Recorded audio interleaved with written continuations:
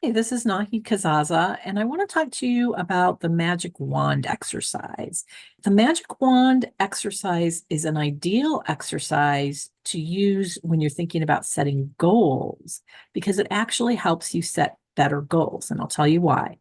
Typically, when a client thinks about setting goals, they think about the limitations and the reality of their situation right now. So they're kind of thinking about, let's say they're thinking about how much money they want to make. They may be thinking about how much money they made the year before.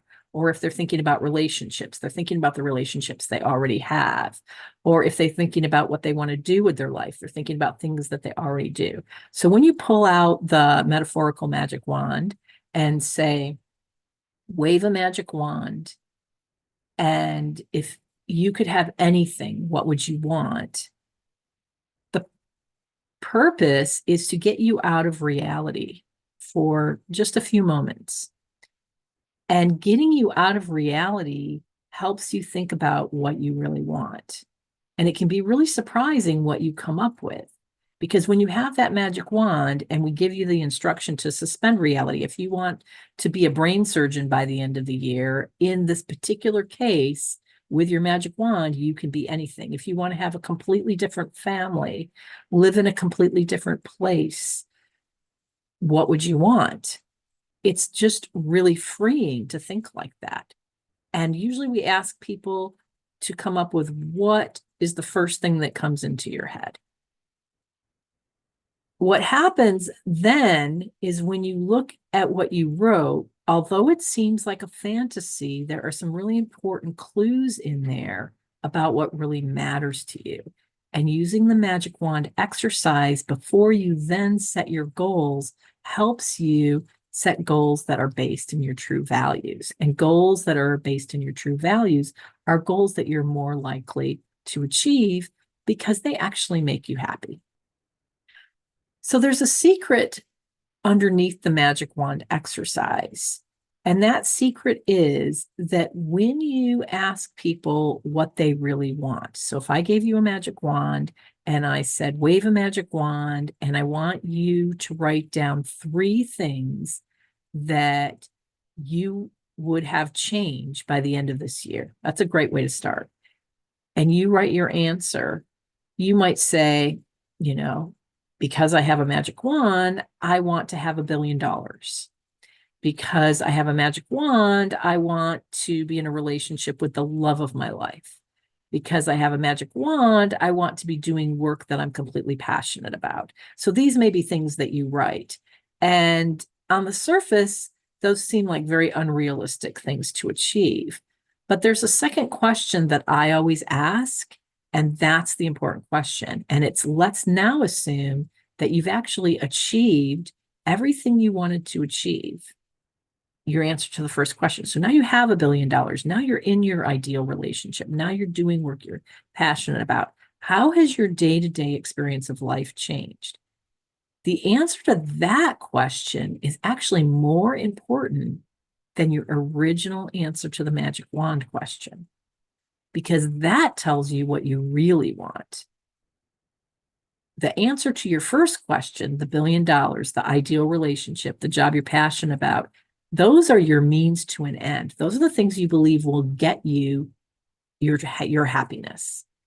But what you write in that second question, which is how you believe your world will have changed, will be the secret, the true thing that you want. And the reason that's important is because sometimes there are other ways to get the things you really want, other than the things that seem completely unattainable. So I'll give you an example to make it a little bit more tangible. So let's say I said, you know what, in order to be happy, I need $1 billion and I need to be in an ideal relationship and I need to be doing work that I'm passionate about. Then the follow-up question is, well, how will your life have changed once you've got your $1 billion and you're in your ideal relationship and you're doing work that's passionate about? What I would probably say is, if I had $1 billion, I wouldn't have to worry about money, which means I wouldn't have to work with difficult clients, or I wouldn't have to stay in my job if I didn't want to, or I would be able to let's say, make a true impact in the world by donating to a cause that I support. Now we're getting to things that actually matter to you, what you would do with the $1 billion, not the $1 billion itself, but what you would do with it if you had it, and what that means to you. So it may mean that you need more boundaries with clients because you're taking on clients that don't actually serve you and that drain you or exhaust you in your business, and you think that you need to keep doing that because you don't have $1 billion yet. So that's why doing the magic wand exercise is great on the surface. It starts you out on the right foot. And then if you keep asking follow-up questions, you're going to move yourself to a place where you can actually find things that matter to you. And then you can ask another follow-up question, which is, given the resources I have right now, given the situation I'm in now, are there some things I can do that can bring me closer to donating to that cause or making an impact in the area that matters to me? Or can I set more boundaries now with clients and change my client base so I'm working with a different set of people? So those are just examples, but you can kind of see how that works. So it's not even the first answer when you wave that magic wand, but that gets you out of your box of thinking, out of your parameters.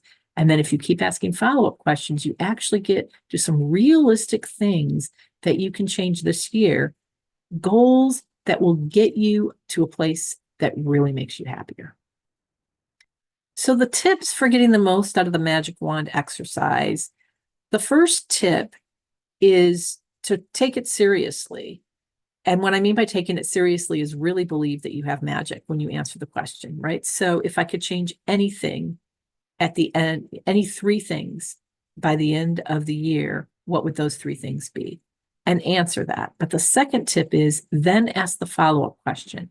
How will my life change as a result of those things happening? Let's say I magically, successfully have those 3 things happen. Then what will be different in my daily life? One exercise we have people do is write about an ideal day. This really gets you thinking about what your life would feel like, what your life experience would be on a day-to-day basis. And when you think about life that way, then you're actually getting to the experience you want moment by moment. The powerful thing about that is once you've defined that, then you move back into reality and you can say, given my situation now, is there any way I can get closer to that experience? Usually the answer is yes. And that's when things get powerful.